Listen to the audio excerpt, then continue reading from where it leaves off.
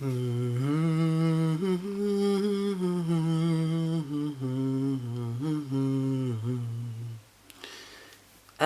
pour continuer, bienvenue sur ma chaîne si vous êtes nouvellement abonné. Après, et merci de vous être abonné à ma chaîne. Ensuite, ce que je voudrais dire. Alors, ce matin, je me suis levé ultra tôt. Il faisait nuit. Et c'était le périphérique sur ma tête. Il y avait des avions qui passaient. Et même, il y en a un. Il est passé très vite. Mais il faisait pas de bruit presque. Et je dis ça, mais je dis rien. D'habitude, c'est juste un avion par-ci par-là toutes les heures. Mais là, il y en avait 2 ou 3 d'un coup.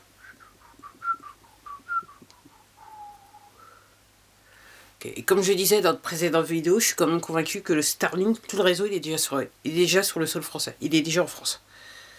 Parce que moi, je regarde le ciel la nuit, voir ce qui se passe un petit peu. J'essaie de comprendre ce qui se passe. Alors, je voulais faire cette vidéo pour d'une, dire, quand soi-disant ils sont mis ils peuvent plus, quarantaine, le premier, que machin, hein, à cause de la chose, et patati. Ok. Normalement, ça veut dire que on leur a foutu la main dessus, et qu'en fait, ils sont en train de coopérer pour pas passer.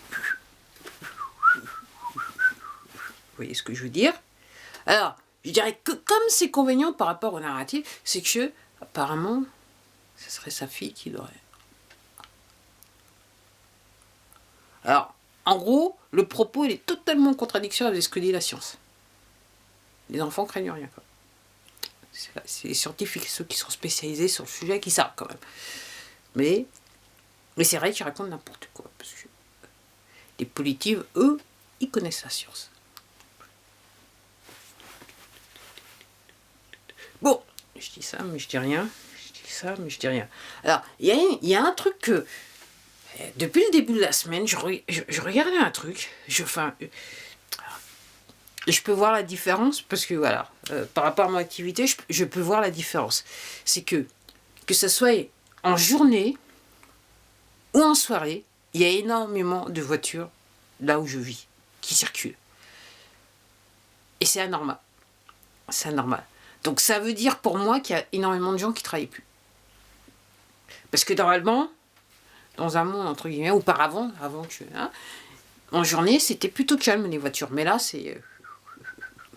Il y a du monde. Il y a du monde sur les routes, il y a du monde sur les routes. Aussi bien en journée, n'importe quelle heure de la journée, pas seulement aux heures de pointe ou quand les enfants ils sortent de l'école.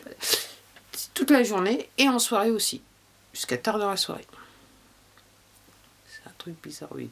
Puis quand je regarde les gens qui sont derrière le volant, c'est plus les mêmes profils comme par avant. C'est un petit peu monsieur et madame tout le monde, quand même. C'est plus les mères de famille ou les retraités. Ah, c'est un petit peu monsieur et madame tout le monde. Une fois, je me baladais, puis j'ai vu apparemment un titre dans un des journaux.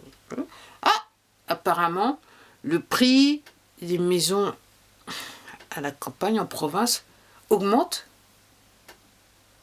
Voilà, alors que dans les villes, c'est un petit peu peu... excusez-moi. Dans le sens qu'il y a plus de gens qui vont maintenant chercher des domiciles fixes en province ou à la campagne que dans les grandes villes. Ah, je pense que certaines personnes ont vu la lumière. On va dire cela comme ça. Alors, il y a un truc. Alors, j'ai terminé mon bouquin là, sur James Poole, les partenaires d'Hitler.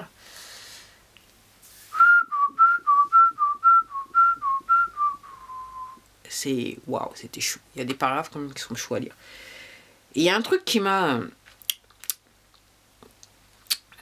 il y a un paragraphe où il écrit, l'auteur écrit dans le bouquin qu'en gros les gens, donc durant la Seconde Guerre mondiale dans les camps, alors déjà avant d'entrer dans les camps, déjà lui ce qu'il explique, et c'est pour ça que je veux dire, c'est que par rapport à est-ce que les gens ils savaient pas, lui il disait, donc il prenait l'exemple de la Russie, en fait il n'y avait aucun journal, aucun je dirais organe officiel qui, entre guillemets, rapportait la vérité. Donc les gens, la population juive n'avait aucun moyen de savoir réellement ce qui se passait. Okay. Okay. Ça, c'est là. Bon, là, il parlait de la Russie. Où quand même, en quelques jours, ils ont tué plus de 30 000 personnes, carrément. Ils ont déterré, ils ont fait un gros trou, et puis carrément, ils mettaient les gens au bout. Au dernier moment, les gens, ils se rendaient compte qu'on leur disait, agenouillez-vous au bout du trou, et puis là, ils voyaient ce qu'il y avait dans le trou. Et puis boum. Alors, femmes, enfants, tout le monde y passait. Tout le monde y passait. Puis aussi, un truc aussi assez intéressant, ok, c'est que comment amener les gens à faire ce qu'ils n'ont pas envie de faire? Déjà, d'une, vous leur dites pas réellement ce que c'est que la vraie vie, n'est-ce pas? Vous leur dites pas la vérité. Donc le cas aussi. Et puis à un moment, donc il explique un petit peu, il y a un témoignage de ce qui se passait donc au niveau des chambres à gaz. Okay. Et donc il expliquait, donc on disait aux gens, déjà on disait aux gens, avant qu'ils montent dans les trains, on leur disait non, c'est juste qu'on va vous envoyer dans une certaine région, ce qui n'était pas le cas. Donc les gens, ils montaient dans les trains en toute confiance. Ok, d'une part. Après, une fois qu'ils sont arrivés sur le lieu, ok. Donc apparemment, ce qu'il écrivait, le passage de témoignage qu'il y avait, c'est que les gens leur demandaient de se déshabiller entièrement. On les faisait marcher jusqu'à dans l'emplacement, on allait ouvrir les vannes. Ok. Alors, il y a un exemple qui donne qu'on disait carrément, en fait, ils voulaient faire au maximum de personnes. Donc en gros, il explique qu'à un moment donné, il y a des gardes qui disent aux gens, levez les mains pour qu'il y ait plus de place dans l'endroit. Voilà. Donc les gens, ils étaient les uns sur les autres, et après, ils ouvrent les vannes. Donc en gros, apparemment, le gaz qui était utilisé, c'est Cyclone B, un truc dans ce genre-là. Ou Cyclo B, enfin bref. Et donc, les gens, après, voilà, c'est comme ça. Et donc après, alors, je fais juste de ce qui m'était marqué dans le bouquin. Hein. Ce qui est marqué dans le bouquin, c'est comment ils savaient quand c'était bon, c'est qu'il n'y avait personne qui criait. J'aurais peut-être dû dire, regardez pas. Okay. Mais tout ça pour vous dire, alors pourquoi je vous dis ça, c'est que au moment de marcher, le témoignage qu'il donne, c'est que vous aviez donc il y avait des gens dans les rangs, malgré qu'il le fait qu'on les envoyait tout nus dans un endroit, soi-disant pour aller se toucher. Il y avait des gardes qui disaient aux gens, quand il y a des gens dans la ligne qui les interpellaient, qui disaient qu'est-ce qui va nous arriver, où est-ce que vous avez... Et il y avait des gens jusqu'au dernier moment, des gardes qui leur disaient des propos pour les rassurer. Donc qui leur mentaient. Donc encore une fois, par rapport à ce qui se passait, donc moi ce que je retiens du bouquin, c'est que par rapport à ce qui se passait, par rapport à la population juive, donc déjà, il y avait, et je vous rappelle qu'après à Nuremberg, il y a des journalistes qui ont été condamnés à mort et qui ont été pendus. Hein. Ok. Et donc il n'y avait aucun journal qui parlait là vraiment de la chose, ou alors quand on faisait référence à la situation, il y avait des mots, je dirais des mots quelque part codés. Donc pour ceux qui savaient, ils savaient ce qui se passait, mais autrement, je dirais, la personne lambda ne pouvait pas savoir réellement ce qui se passait, à moins que vous viviez à côté des stations de train, des camps, des machins, où vous voyez que vous ayez vu vos voisins du jour au lendemain être amenés, enfin partir de son habitation par la police, vous découvriez, du genre vous sortez le soir, et puis vous sortez le matin, le soir vous rentrez, puis vous découvrez que vous avez un nouveau voisin. Il n'y a que comme ça que vous pourriez savoir ce qui se passait. Mais la population, réellement, on les avait pas réellement alertés. Donc c'est pour ça. Et donc les gens, ils allaient quelque part en toute confiance. Vraiment en toute confiance. Quelque part. Parce que quelque part, effectivement, l'être humain, il est censé être bon. Il est bon. Voilà. Et donc on accorde confiance aux gens. Donc... Et parce qu'on a accordé notre confiance aux gens, parce qu'on ne peut pas tout faire, entre guillemets, je suis d'accord pour dire ça. Donc en gros, si je reviens au temps où on vit, effectivement, on nous a amenés dans une histoire, là, dans une situation déplorable. Donc, entre guillemets, si vous comparez la situation avec et la chose, là, et c'est la même chose. Hein. Pourquoi je vous dis ça, la même chose, c'est le même résultat, c'est-à-dire des populations. Donc en gros, extermination. C'est la même chose, et comme je vous dis, il faut toujours se référer. Et quelque part, c'est les mêmes scénarios qui sont joués. Voilà. Et c'est les mêmes propos qui sont tenus quelque part. Seulement maintenant, on n'est plus sur une fraction de la population, on est sur le plus grand nombre de la population mondiale. Ce qui est différent. Ce qui est différent. Ce qui est différent. Donc voilà, alors peut-être que j'aurais peut-être dû dire avant que... faites attention à ce que je vais dire, ça va être... voilà. Mais je regarde que les gens ils regardent plus mes vidéos en fin de journée que dans la journée. Donc je comprends pourquoi. Je comprends pourquoi. Donc voilà, donc oui.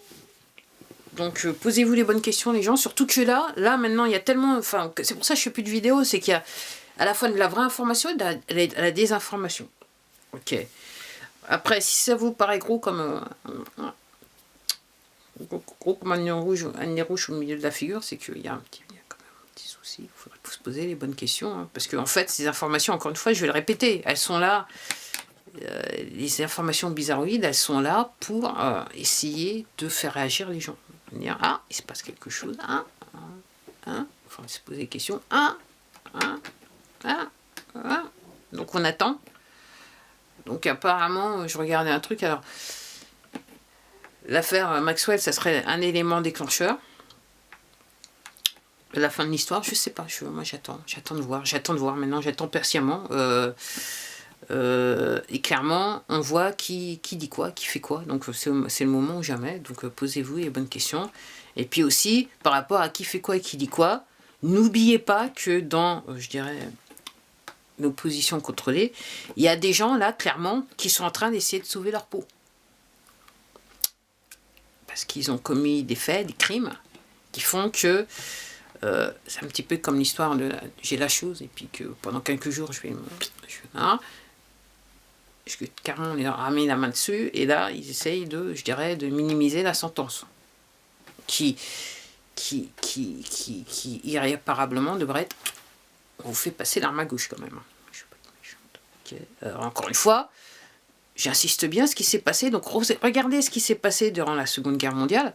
Alors, il semblerait, donc moi je disais, ouais, il faudrait pas, il y a quelques mois de ça, je disais dans une vidéo, ouais, il faudrait pas qu'on revienne à ce qui s'est passé pendant la Seconde Guerre mondiale, c'est-à-dire que on a laissé vivre certains et échapper certains. Et en fait, c'est, entre guillemets, les bonnes idées de ces criminels, c'est aux États-Unis que c'est les Américains qui en ont profité le plus, on va dire ça comme ça, quelque part. Parce qu'il y avait plus de poteaux aux États-Unis. Ok, donc il semblerait que ce coup-là, je regardais un truc hier, il semblerait que ce coup-là, l'erreur ne sera pas répétée. Donc quand je dis qu'il y aura un récurage en profondeur, il y a réellement un récurage en profondeur, quoi.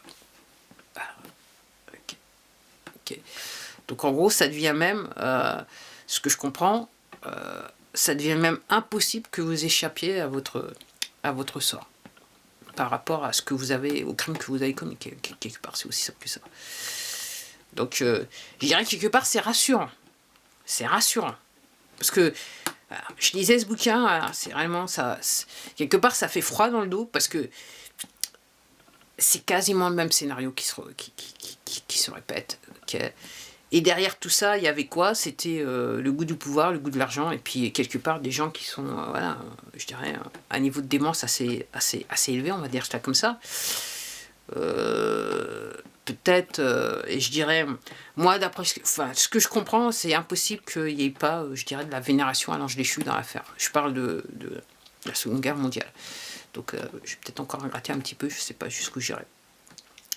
Donc oui, la roue tourne et pas dans le bon sens.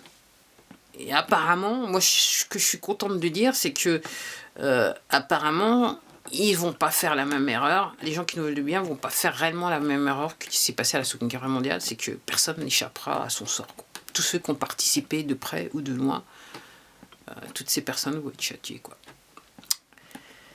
Bon, bah voilà, je termine ça comme ça.